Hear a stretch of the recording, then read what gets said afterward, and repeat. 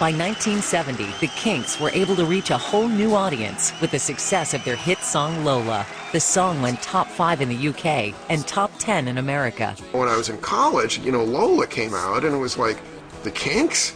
They're still around? And, I didn't even know they still existed. With the ban in America lifted, the Kinks were ready to hit the American road again. The story of the Kinks in the 1970s is the story of Ray's attempt to claw back the success in America that he felt had been deprived him in the 1960s. They seem to keep chasing the credit they deserve down increasingly ambitious artistic paths until they're not outdoing anyone.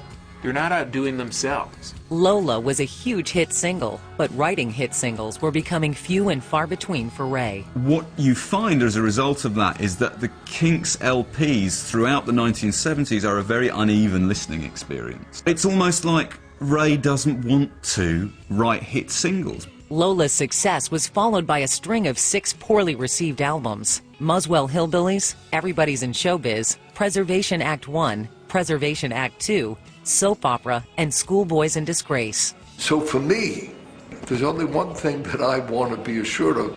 Are you interested in getting back to writing songs that we can get played on the radio? Because without that, you really can't sell albums. Clive Davis, one of the recording industry's most influential executives, begins the Americanization of the Kinks. Clive Davis, I thought, was one of the best things to happen to the Kinks. And that was a very good period, I think.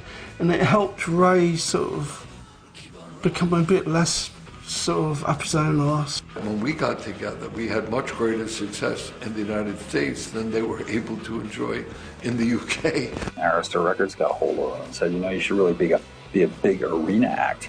I was a bit scared at first because I thought, we don't play places like this. But I actually started to really get into it, and it gave me a lot of confidence, a lot of self-belief. The first big, really big hit of our association was I Wish I Could Fly Like Superman. And when that crossed over to top 40, and they were being discovered in person by a whole new generation, one of the big thrills of my life was seeing that headline at Madison Square Garden in 1979. It's not until the 80s when they start actually rebuilding their reputation as a rock band that plays the hits. And they put out an album not sarcastically titled Give the People What They Want and Hope They Get What They Deserve, that they're going to have hits. 18,000 fans to see the Kinks and screaming for them as the show began. And of course, by the time the show was over, that magic came through, and it was one of the great, great memorable shows that I remember. In 1990, the Kinks were made part of American music royalty when they were inducted into the Rock and Roll Hall of Fame. As soon as they were eligible, they were inducted. It was great. Pete Townsend inducting them. Perfect. I didn't like that at first, but then I thought, well, hey, we should be in it. There's all these other people in it, and why not? And I thought, okay, we should be in it. Thank you. Throughout this period, however, Ray and Dave's love-hate relationship continued to make the band a dysfunctional family. They were always like that. They were always like it. The thing is that both Ray and Dave are extremely hot-tempered, and they can lose it, just like that, bang.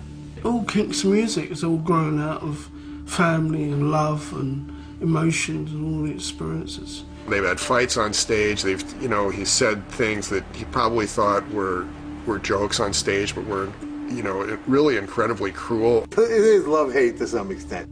Yeah, I think it is human nature to be a little resentful of somebody you depend on. I think everybody has a thing where they want to be an island. They want to be, completely in control of their own destiny. Nobody wants to compromise at all. Of course I love Ray. Absolutely. Unequivocally. And that's probably been a problem. Yeah, I mean, we didn't talk enough, really, as a band.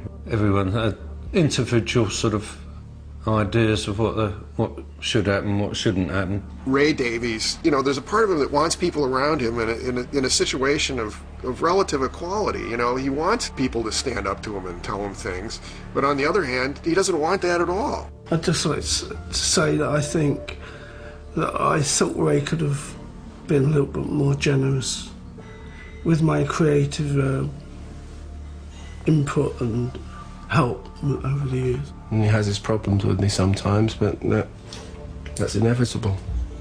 I'm not an easy person to work with. In 1995, the Kinks threw in the towel and disbanded. I think it's a good idea that they stopped, because obviously, apart from the brothers hating each other, it was time to stop. They should have. It's a good thing the Beatles stopped. Though the Davis brothers had gone their separate ways, life-threatening events loomed on the horizon and would eventually bring them together once again. I was devastated.